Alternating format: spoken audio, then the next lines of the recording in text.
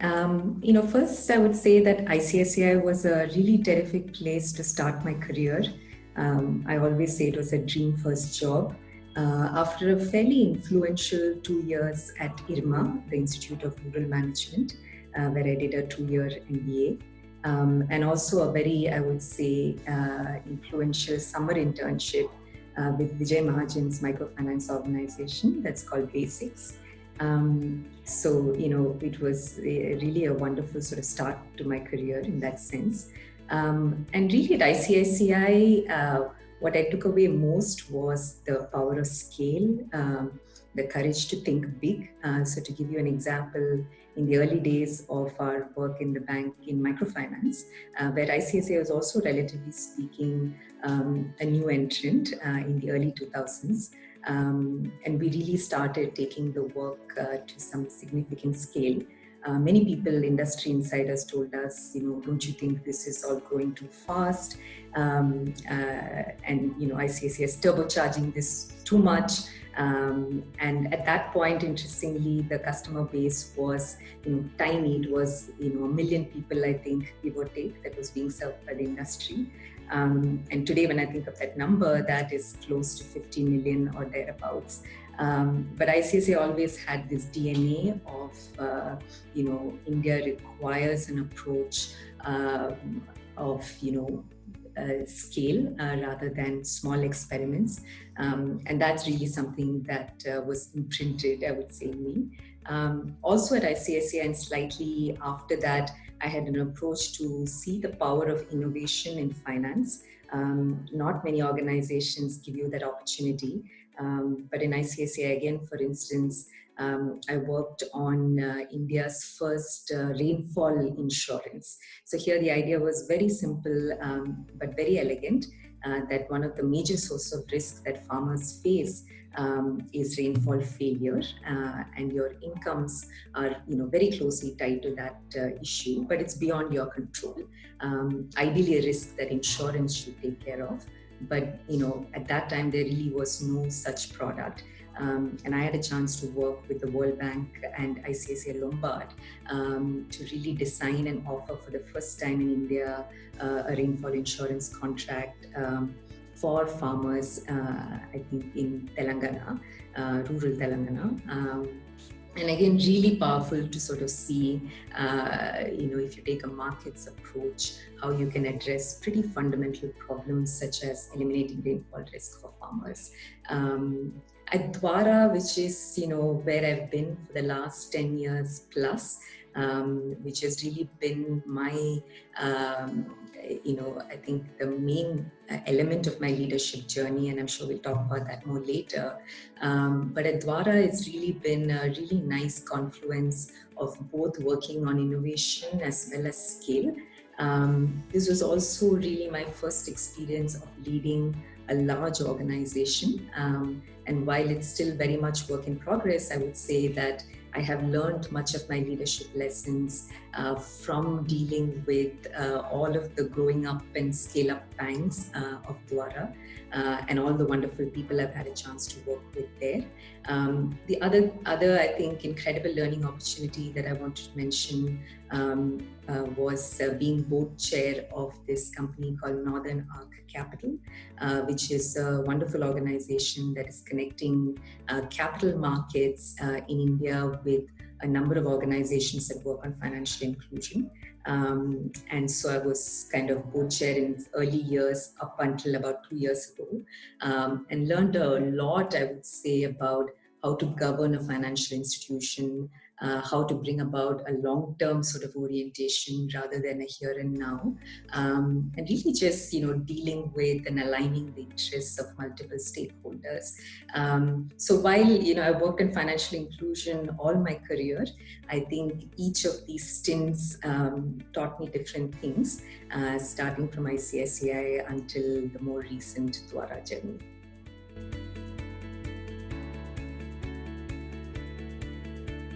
I definitely think that there are unique problems that women leaders face. And I think that's most of all borne out in the data that we have very few women leaders. and women in positions of governance.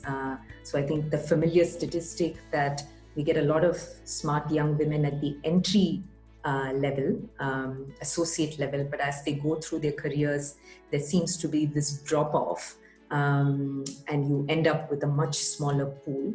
Again, the reasons, so surely that phenomenon exists, and it's something for us to understand deeper. And some of it is driven by women themselves and their choice, but I suspect that's a small proportion. A larger piece of it is organizational culture, their ability to accommodate women at different stages of life and career. And so I think we all need to kind of work on that harder, but for sure I do think that there are a specific set of factors.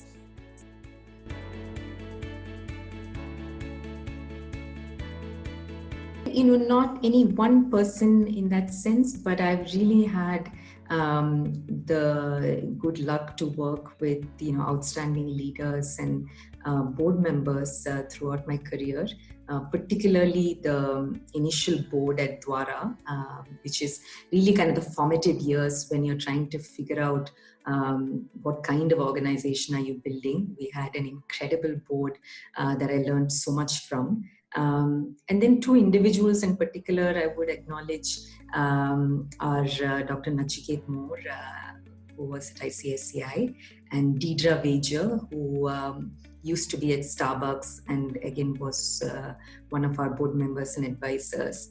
And I think, they've been really supportive even when I was faced with big professional decisions. Inevitably there's some self-doubt at times like that.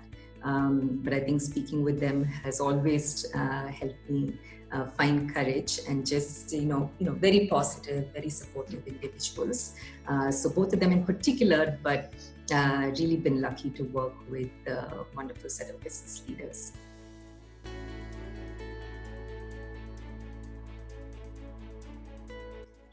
I think not necessarily, and this also goes a bit to my views on mentorship.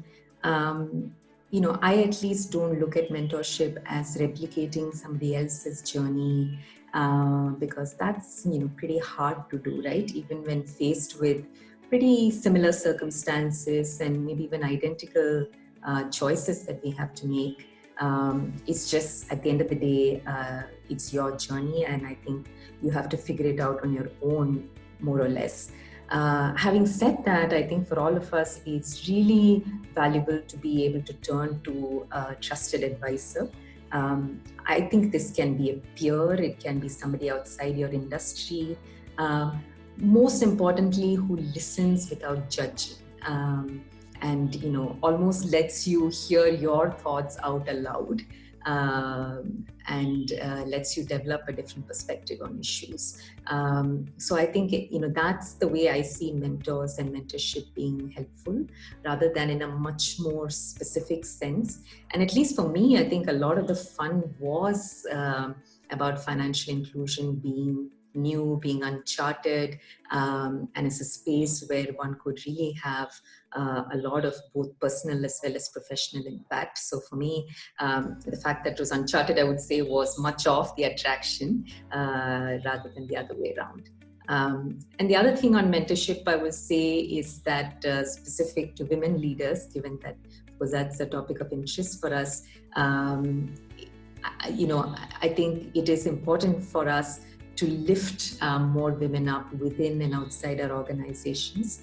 I've been the beneficiary of this with my mentors, but really, even small things such as helping younger women build professional networks, get key introductions to a potential investor in the event that they're working on some entrepreneurial ideas, get new professional opportunities. I think that makes a big difference. It's something that I try to do. I know that I've been the beneficiary of that, and I try to do that. But I think that specific kind of mentorship of younger women at workplaces, I think connects back to what we were talking about in terms of how do we make change happen.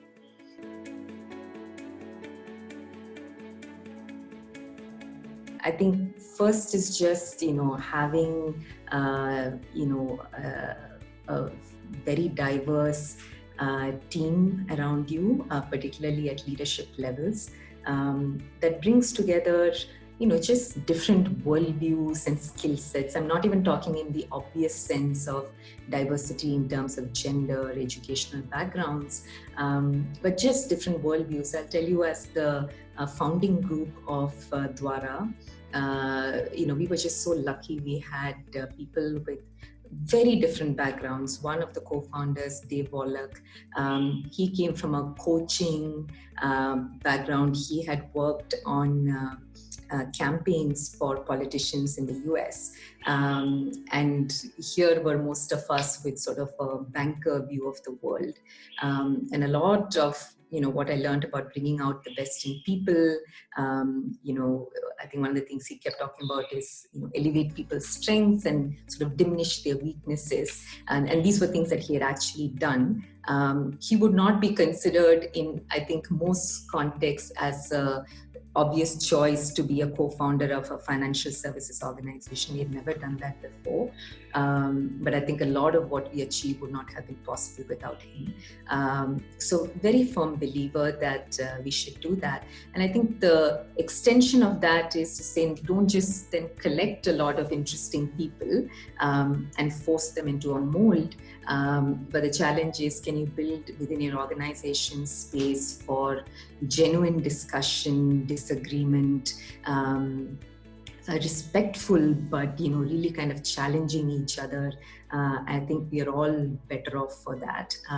So certainly that's something that I try to consciously do in terms of my team, but also I really enjoy environments where there is that kind of diversity. The other thing, again, that I have benefited from, that I try to pay forward to people in our organization and elsewhere, is give people the autonomy to perform. This is, again, something that ICICI does really well.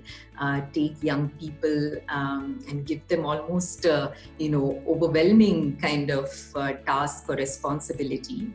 And you might spend a few days bewildered about how in the world am I going to pull that off. But I think very soon you just dive in and, figure it out. And so I think it's important to take chances on younger people, even if they don't have relevant experience. So again, going back to, our conversation around this is uncharted territory. So what does it mean to hire for relevant experience to be a good wealth manager, for example, in a village in India? There is no playbook. And sometimes this quest for relevant experience, I think, just makes us go back towards another pool of, the old boy network. So I think one has to be open to where talent can come from. And I firmly believe that if you give young people that sort of responsibility, they almost always rise up to the occasion. And the kind of final piece, again, I don't know whether it's a tenet, but more an insight from my own experiences. I think we all, as leaders, CEOs, think about how to keep the team motivated, particularly in times like these, right? And people end up going back to, compensation, perks, having a gym in the office. And, I'm sure all of that has some role to play. But, what I find is incredibly motivating is a collective focus on solving a big problem. So, for example, that's the benefit that an organization like ours has to say, what are you in the business of? It's not just about delivering a lot of shareholder value or being a product leader in a particular market. We are saying we want to make financial well-being the focus. We want to deliver financial well-being to hundreds of millions of people. So that sort of big goal can be incredibly inspiring. And at least to me, much more than being focused internally, to look outwards and as a team focus on a big problem. And obviously, I think good leadership is about harnessing that energy in a good way.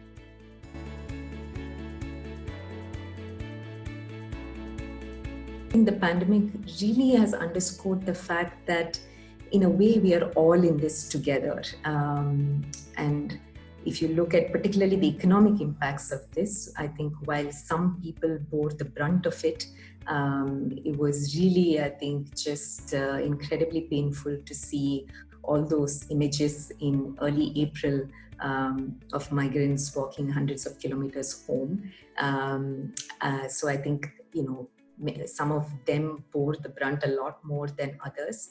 But still, it was a reminder, I think, and a very important reminder that there is no kind of shortcut way to development. You can't take 1% of the population or a few places that look and talk like Silicon Valley, and then you've arrived. I think the reality was, what we saw in early April. There were 100 million people displaced because of kind of overnight a decision that was taken. So I think it is a real reminder that we are a fundamentally different country. Our challenges are different, and while we have pockets of prosperity, and that's good, we have a lot of, the iceberg, as it were, to think about. And for me, certainly, big reminder that investments in the basics, which is, public health, but also education, access to financial services, the basic financial services. I think without this, you really can't get to the next stage. And certainly it's not going to be a meaningful path for development. And companies don't exist in, an oasis, right? Or in a cut off from that reality. We are all linked back to this. If you think about supply chains, you might think that you're dealing with sort of a large company, but if you think along the supply chain, inevitably there are very close interactions with the informal sector. So I think the pandemic really brought that alive. Many of us, always kind of knew that because a lot of our work is with the informal sector. But I think for many people, it was, I think, just really a wake-up call that we got to do the basics well. And I hope we take that away even post-crisis. In our own work in financial services, for instance, we found that a lot of the cash transfers that were made, and we have been quite proud of what India has done in terms of work on digital infrastructure and so on. But it's also the fact that I think in the month of April, 30-40% of people went to a ATM or a micro ATM to withdraw their cash transfer, and the transaction failed.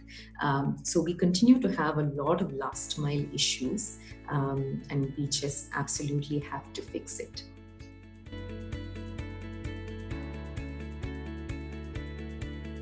It's important to really focus on the kind of basic services and make sure that we get one set of things at least done in a high quality universal way, and that's where I would put basic healthcare, primary education, basic financial services. These are things that need to become universal.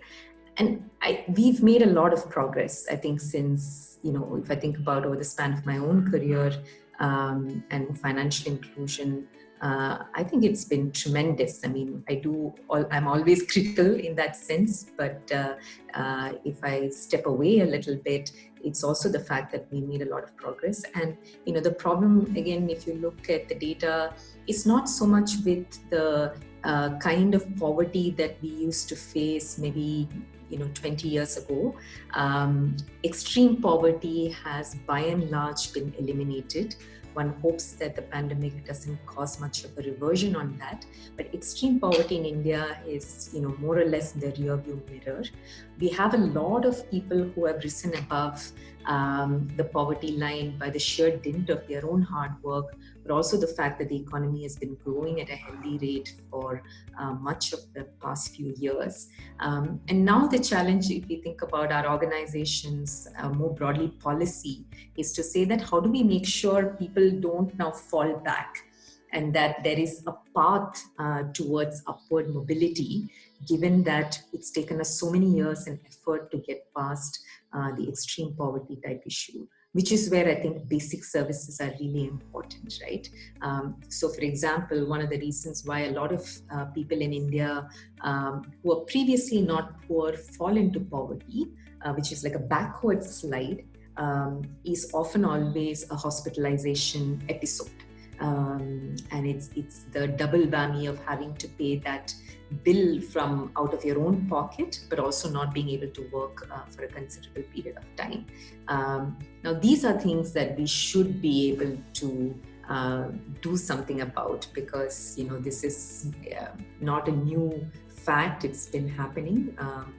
And so we really need to think about ways to get over it. So, for example, this notion of can we make a catastrophic health insurance type product universal? So rather than try to target just the poor people, because that kind of targeting is difficult to do, it's costly to do in a country like India. You'll just spend a lot of resources trying to identify those 100 million people. But the fact is, the whole country, and remember, most of us are vulnerable other than a very tiny sliver, could really benefit from something like that. And not everything needs to be government financed, but it's really about bringing together a few basic ideas and getting it done. And I think that's where our focus should be. Like I said, again, in financial services, I think a lot of wonderful work has happened in terms of setting up a payment system. I think we are really leaders in the world in terms of digitization. How do we make sure that at the last mile, nobody has to, again, in the pandemic, we've seen really troubling visuals of, people standing in long lines at their bank branches from early morning to withdraw their own money. That is, they're entitled to that money. It's not a gift from anybody. They're withdrawing from their own account. Yet that last mile has all sorts of issues. The person is not available, or by the time it's my turn, the machine switches off. So we've done kind of a lot of the heavy lifting, but we really need to, in my view, focus on that last 25-30% to make sure we're taking the basics done for everybody in the country.